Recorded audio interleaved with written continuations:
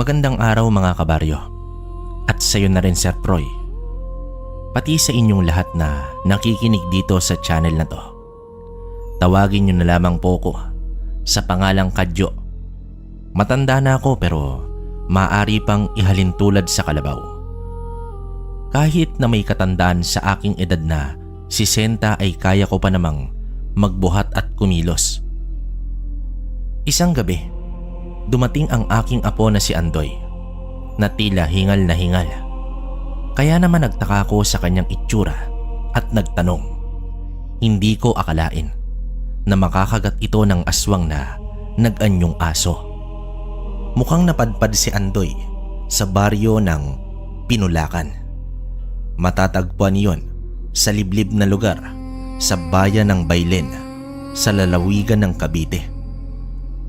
Taong 1987, nang mapadpad kami roon, hindi namin akalain na ang tahimik at madilim na lugar ay may tinatagong lihim. Sa pinakakasulok-sulukan ng baryo ay may isang malaking kuweba. Walang sino man ang nakakarating roon maliban sa mga taong naliligaw.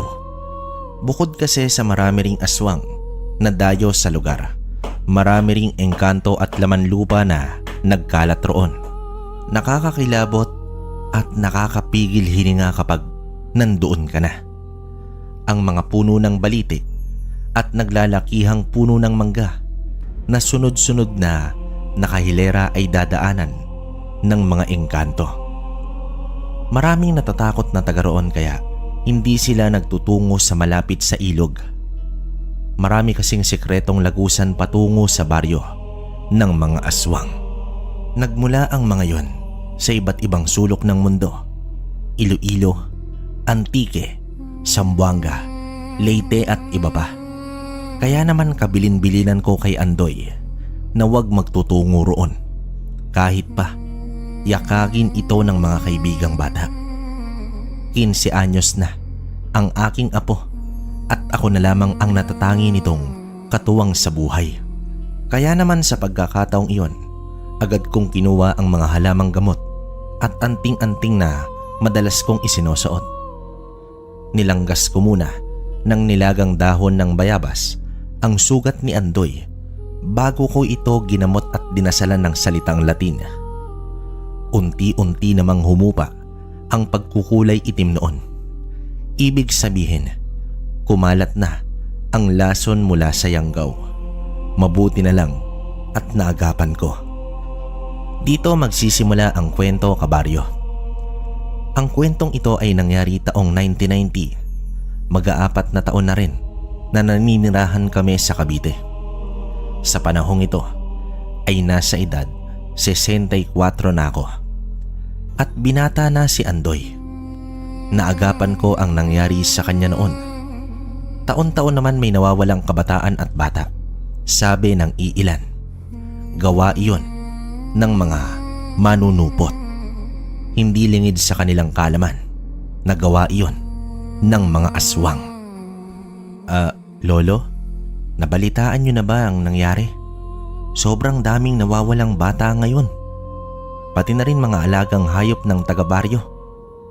Napag-uusapan nga ng mga kapitbahay natin ang may gawa raw nun mga kawatan na taga-ibang lugar dahil hindi naman daw gagawa ng gano'n ang mga taga rito. Nako apo, huwag kang masyadong magpapapaniwala roon. Nakita ko ang mga patay na hayop. Wala silang dugo tila sinaid. Bukod pa roon, lamang loob lamang nila ang kinuha. Kung kawatan ang gagawa noon, hindi na para iwan ang katawan ng hayop, lalo na ng manok. Kaya nga po lolo, napakatindi. May bilog ring tusok sa liig na parang inuklab pa. Hindi naman ahas ang gagawa nun. Dahil syempre kung ahas yun, malamang lamon yung manok, di ba? Kaya nga apo, kahit malaki ka na, mag-iingat ka kapag nasa labas ka. Palagi mong hawakan ng itak na ibinigay ko sa'yo. May dasal iyon at maaari kang protektahan sa anumang panganib sa gabi. Naniwala naman si Andoy sa sinabing yun ng kanyang lolo Kadyo. Kaya nang maglakad ang kanyang mga kaibigan sa nayon, atang-atang ng binata ang itak na tinago nito sa kanyang tagiliran. Habang naglalakad sila sa lubak-lubak na kalsada patungo sa nayon para dumayo dahil kapistahan roon at maraming patimpalak. Nakaramdam si Andoy ng kakaiba. Tila may mga matang nagmamasid sa kanila. Nagpatuloy pa rin sila ni Mario at Idyong sa paglalakad kahit lumalalim na ang gabi. Ramdam ni Andoy ang matinding kaba habang binabaybay ang maputik na daan. Mga kaibigan, bakit hindi na lang tayo bukas magtungo sa nayon? Ang dilim na ng langit at sulo lang naman ang dala natin. Hindi ba kayo nag-aagam-agam na baka mapahamak tayo sa daan? Nako paring Andoy, tila kay duwag mo naman. Samantalang albularyo ang iyong lolo Kadyo. Tumuloy na tayo pare. Andito na lang rin tayo. Balita ko kay Domeng, marami raw dayong magagandang dilag roon. Mainam na makakuha tayo ng isang gagawing nobya. Oo nga naman Andoy, huwag kang masyadong duwag. Hindi naman pagkain at patimpalak ang ating dadayuhin, kundi babae. Alam mo namang halos may kabiyak na ang mga babae rito sa atin, kaya wala na tayong pwedeng gawing nobya. Iyon na nga, iba talagang pakaramdam ko ngayon. Wag na lang kaya tayong tumuloy. Kanina pa rin tayo lakad ng lakad. Tingnan nyo, parang wala naman tayong pupuntahan. Ayun, at may mga kabataang natakbo malapit na tayo sa nayon. Nang tingnan ni Andoy ang lugar, tila wala namang pagbabago hanggang sa unti-unting nagliwanag ang paligid. Nasilaw sila roon. Bumungad ang mga nagsasayaw na mga kabataan at purong matatanda. May nakakaaliw ring musika at may mga batang naglalaro. Kakaiba ang tunog ng kanilang mga tawa. Pinagtinginan sila ng mga naroroon. Ang iba naman ay lumapit kina Idyong at Mario. Samantalang nangingilag ang karamihan kay Andoy, bagay na ipinagtaka ng binata. Ang naggagandahang dilag roon ay tila pinag-uusapan pa silang tatlo. Isang babaeng may maamong muka ang naglakas loob lumapit sa tatlong magkakaibigan. Sumunod ang iba para aliwin sila Idyong at Mario. Maligayang pagdating sa aming nayon. Narito ba kayo para makilahok sa patimpalak at kasiyahan? Oo, at ako nga pala si Idyong. Ikaw, ano ang iyong ngalan? Ako naman si Mario. Narito nga kami para roon. Para na rin makipagkaibigan at makipagkilala sa mga narito. Sabi kasi ni Domeng maraming dayo. Hindi ko akalain na hindi lang pala dayo ang narito, kundi pati kayo. Matagal na ba kayo rito? Oo. Hindi lang talaga kami nalabas, maliban na lang kapag pumayag ang aming mga magulang. Siya nga pala, hali kayo at makisayaw. Mga pare, dito na lang muna ako sa may bakanting upuang kahoy. Manonood na lang ako sa inyo. Hindi ako mahilig sumayaw at wala akong alam dahil alam niyo naman, parehong kaliwang pa ako. Paring Andoy naman, minsan lang tayo dumayo para magsaya. Ayaw mo pa. Hindi naman kumibo itong si Andoy sa sinabing iyon ni Idyong. Nagpatuloy sa pagsama ang mga kaibigan ng binata sa mga dalagang naroroon. Hindi maintindihan ni Andoy kung bakit kinikilabutan siya. Ramdam ng binata ang panlalamig habang nananatili ito sa lugar. Habang pinagmamasdan ni Andoy ang buong paligid, tila nabibingi rin siya roon. Hanggang sa hindi na nito makita ang dalawang kaibigan, pati na rin ang babaeng si Celia.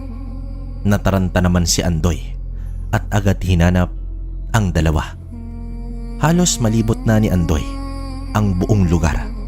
Laking gulat nito nang may marinig na ingay sa may bandang kanluran. Nabosesa ni Andoy na iyon ang kanyang kaibigang si Mario at Idyong. Pumapalahaw ng sigaw ang mga ito hanggang sa napuno ng nakakabinging katahimikan ang buong kagubatan. Dahan-dahang naglakad si Andoy patungo roon Halos manlamig si Andoy nang makita ang mga bangkilan. Ang mga bangkilan ay uri ng aswang na pinaniniwalaang magagandang dilag mula sa hanay ng kadatuan. Sila ay may kakayahang mag-anyong aso, baboy, ibon at iba pang nilalang ng dilim. Ang tunay na anyo ay magagandang aswang na may maliliit ngunit malakas na pakpak ng paniki sa likuran at matatalas na kuko sa kanilang mga kamay. Higit silang nakakataas kaysa sa ibang uri ng aswang. Pinaniniwalaang may kakayahan silang gawing aswang ang pangkaraniwang tao sa pagsalin ng perlas na itim mula sa kanilang bibig sa taong nais nilang maging aswang. Kayang lumikha ng bangkilan ng karaniwang aswang o di kaya'y abwak o awok o di kaya ay tiktik sa pamamagitan ng paghalik sa tao. Kasabay nito at isasalin niya ang itim na perlas. Ang mga bangkilan ay pinanganak na ganap ng bangkilan. Hindi gaya ng ibang aswang na kailangan pang pasahan ng itim na bato o itim na perlas ng pagkaaswang. Bahagyang napatras itong si Andoy dahil nakita ng kanyang dalawang mata kung papaano lantakan ng mga aswang. Nasa tingin nito ay si Celia, pati na rin ang mga kasama nito kanina. Sinasabi ko na nga ba, parang may kakaiba akong pakiramdam. Kailangang makaalis ako rito. Wika ni Andoy sa kanyang sarili. Dali-daling umalis si Andoy, kaya lang nasundan ito ng grupo nila Celia. Malapit na sana sa bahay kubo ni Kakang Kadyo ang kanyang apo nang maabutan ito ni Celia. Nahawakan ng malaking kamay nito si Andoy at mabilis na bumaon ang matulis na kuko ni Celia sa balikat ng binata. Napalaho ng sigaw si Andoy sa pagbaon noon sa kanyang balikat. Agad hinugot ni Andoy sa kanyang tadyang ang itak na may Latin na salitang nakaukit. Naalala ng binata ang bilin ng kanyang lolo. Winasiwas nito sa katawan ni Celia ang itak at agad sumirit ang itim na dugo ng babaeng bangkilan. Napatras ito at napabitaw sa mga pagkakahawak kay Andoy. Sumugod naman ang iba pang kasamang bangkilan ni Celia at walang awang pinagkakalmot si Andoy. Pinutol naman ni Andoy ang mga pakpak ng mga ito dahilan para bumagsak sa lupa ang katawan ng mga bangkilan. Galit na sumugod ng sabay-sabay ang mga bangkilan kay Andoy, pati na rin itong si Celia. Bagamat nagawang patayin ni Andoy si Ising na isa sa kasamahan ni Celia, nagawa namang ukabi ni Celia ang dibdib ng binata at walang habas na hinugot ang puso ni Andoy. Saktong labas naman ni Kakang Kadyo galing sa banyo malapit sa kanyang munting bahay kubo. Nang mga oras na yon, kakatapos lamang maligo ni Kakang Kadyo, biglang uminit ang suot niyang medalyon. Ang medalyong iyon ay nakakaramdam ng mga panganib o kapag may aswang sa malapit. Lumalakas rin ang liwanag na kulay pula na nagmumula sa medalyon kapag sobrang lapit na talaga ng aswang sa matanda. Agad sinuot ni Kakang Kadyong ang kanyang baro at isang salakot. Mabilis naman itong isinukbit sa kanyang tadyang ang balisong at itak. Hindi rin nagpapauli ang langis na kinatatakutan ng mga aswang, pati ang buntot paagi. Sa pagkakataong iyon, naabutan ni Kakang Kadyo si Andoy na naghihingalo hanggang sa tuluyan na itong lagutan ng hininga. Nakaramdam ng matinding hilakbot at galit si Kakang Kadyo nang makita ang kanyang apo. Walang atubiling sumugod ang matanda sa 4 na bangkilan. Apo! Anong ginawa niyo sa apo ko? Andoy! Ang mga kagaya niyang tao ay dapat pinapatay. Sila ang naglakas loob magtungo sa aming lugar. Kaya marapat lamang na sila'y aming kainin at tapusin. Hindi ko mapapatawad ang inyong lahi. Ngayon nyo mararamdaman ang bagsik ng lolong naghihinagpi sa puot. Si Andoy na lamang ang natatangi kong katuwang sa buhay. Ngayon ay inyo pang pinaslang. Matapos makapagsalita nito, sumugod si Kakang Kadyo kay na Celia at ginamit ang balisong. Nagawang gilitan nito sa leeg si Dedeng. Sumirit ang itim nitong dugo sa muka at katawan ni Kakang Kadyo. Hindi pa ito tinantanan ng napupuot na matanda. Hinampas nito ng ilang ulit ang katawan ni Dedeng ng buntot pagi hanggang sa tuluyan na itong sumama sa hangin. Nang tumilapon sa katawan nito, ang langis na nagagawang lusawin ang sinumang aswang na tatamaan nito.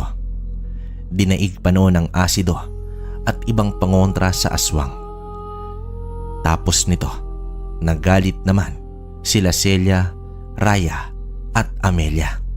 Sila ang tatlong magkakapatid na bangkilan na natira. Hindi naman nagpatinag si Kakang Kadyo sa mga ito. Ginamit ng matanda ang kanyang medalyon para masabayan ang bilis at lakas ng mga bangkilan.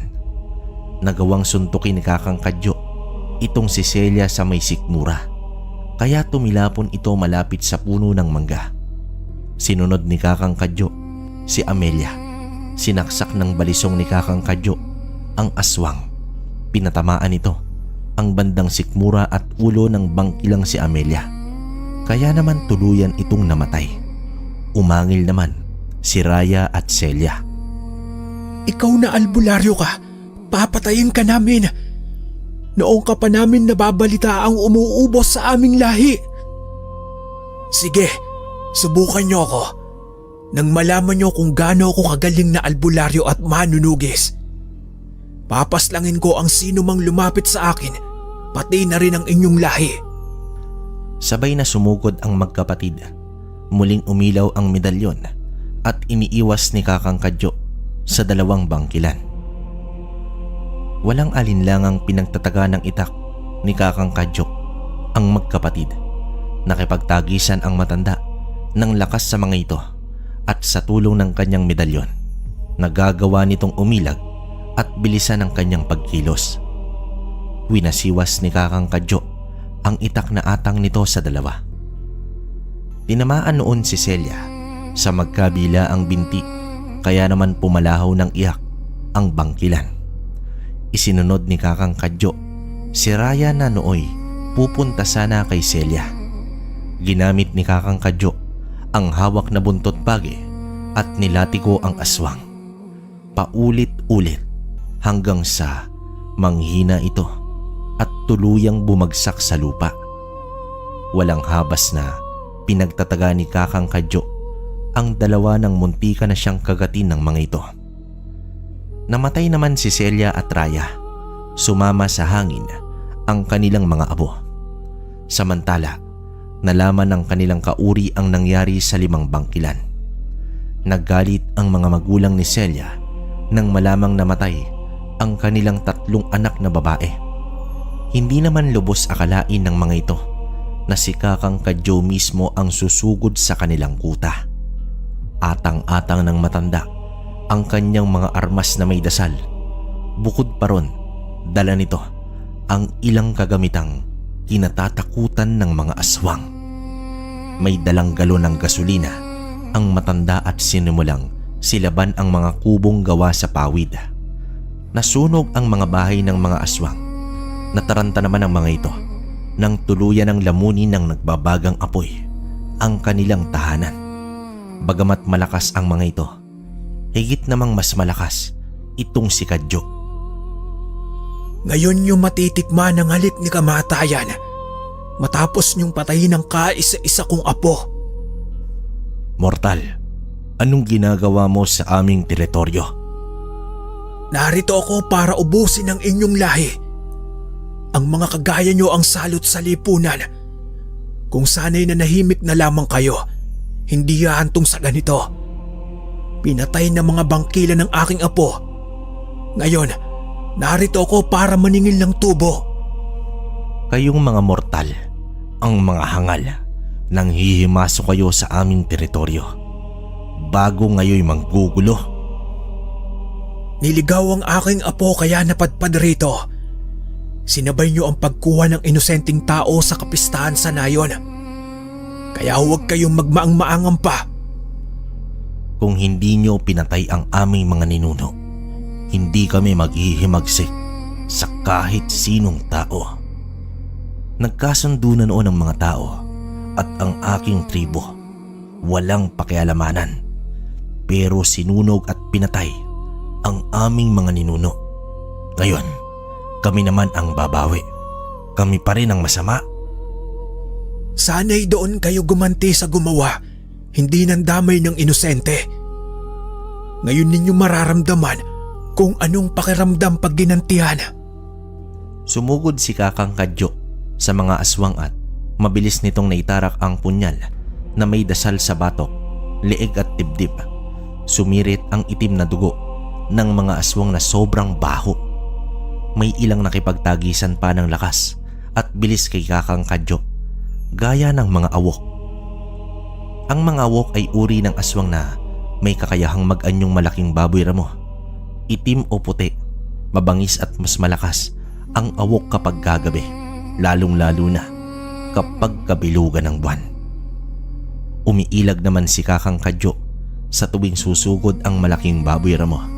Sa kanito ginagamit ang kanyang itak na may ukit na latin at dasal. Panay ang ilaw ng medalyon sa tuwing may papalapit. Kusa nitong inilalayo ang katawan ni Kakang Kadyo sa mga halimaw na aswang.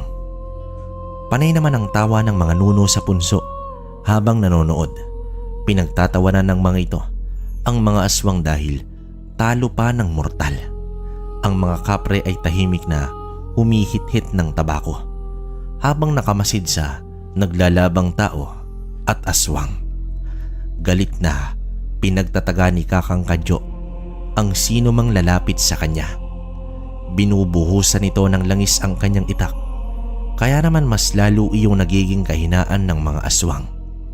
Sa tuwing tatarak ang balisong at itak sa katawan ng mga aswang, pumapalahaw ang mga ito sa sobrang sakit na dulot noon. Ang kanilang parte ng katawan ay hindi na muling nabubuo dahil sa dasal at langis. Nag-init ang ulo ni Emong at sinugod na itong si Kakang Kadyo. Pareho ang bilis at lakas ng dalawa. Nakatanggap si Kakang Kadyo ng kalmot sa balikat mula kay Emong na isang uri ng gabunan. Bukod pa roon, ito ang nakakatandang pinuno ng tribo ng mga aswang. Panay naman ang sangga ni Kakang Kadyo sa matulis na kuko ni Emong. Papatayin kitang hangal ka.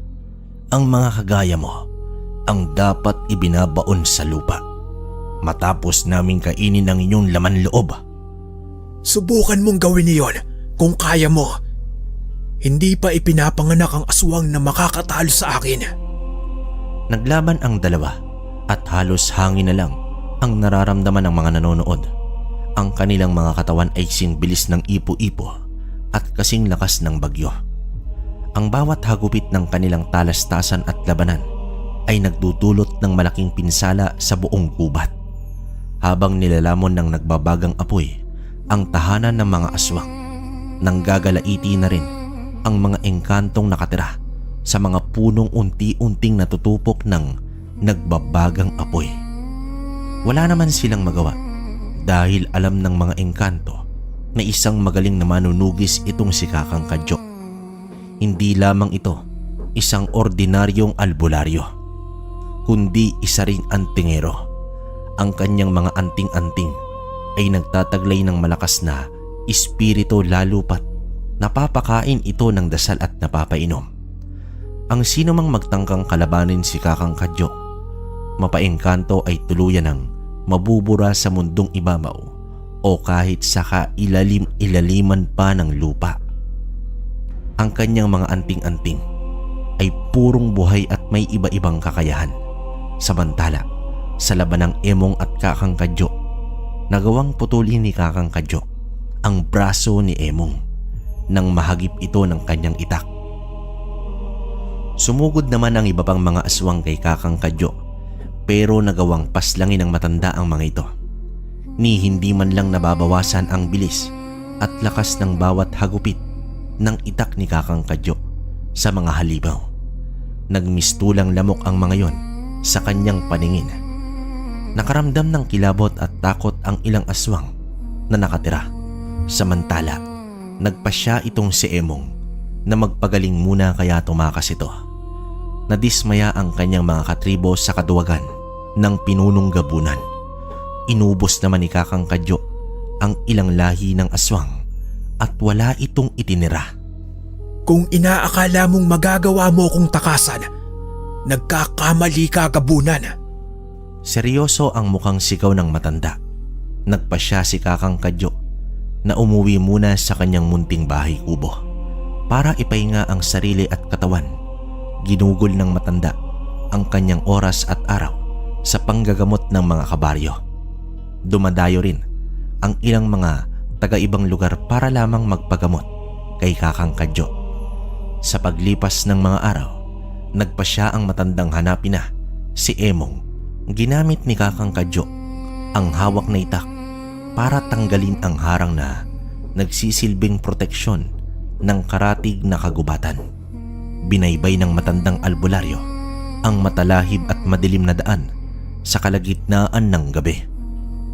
Ni hindi man lang natatakot ang matanda sa anumang panganib at kahit pa nakakarinig ng pag-alulong ng kung ano sa paligid.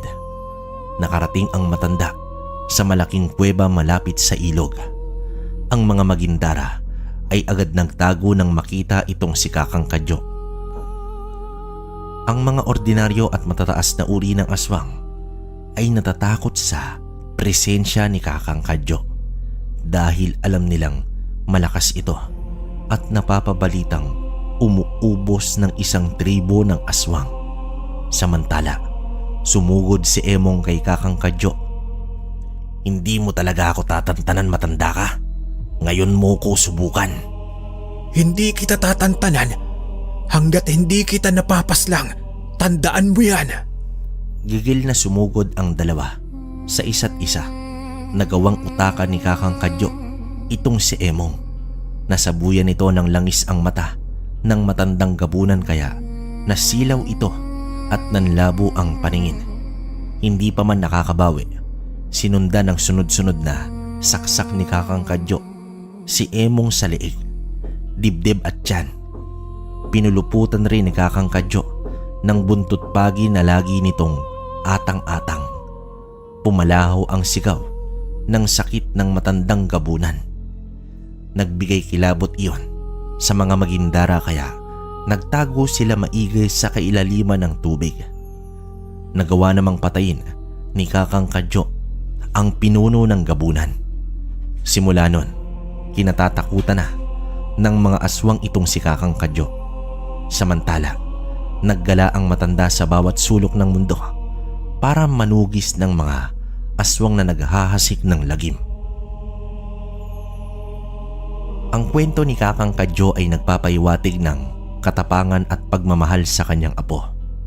Walang magandang dulot ang paghihigante, pero kung maraming tao ang may liligtas at aswang naman ang papatayin, hindi masamang makipagsapalaran kay kamatayan. Ang aral rin sa kwento ay huwag magtiwala at basta-basta sumama sa kung sino man o magagandang babae. Higit sa hindi mo naman kilala dahil maaring kapahamakan ang kanilang dulot. Huwag rin magpapadala sa tukso at pansariling kaligayahan dahil hindi mo alam.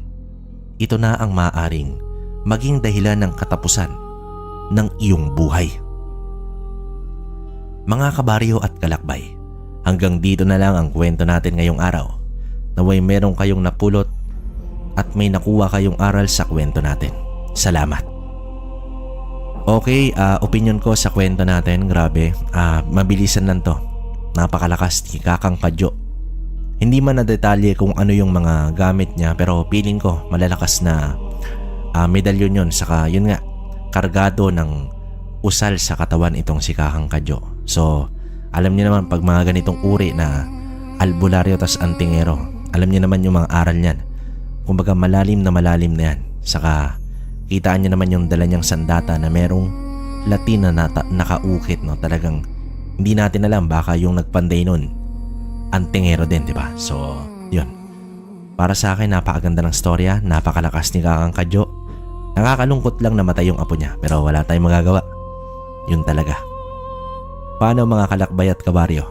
Hanggang dito na lang ang kwento. Hanggang sa susunod. Maraming salamat.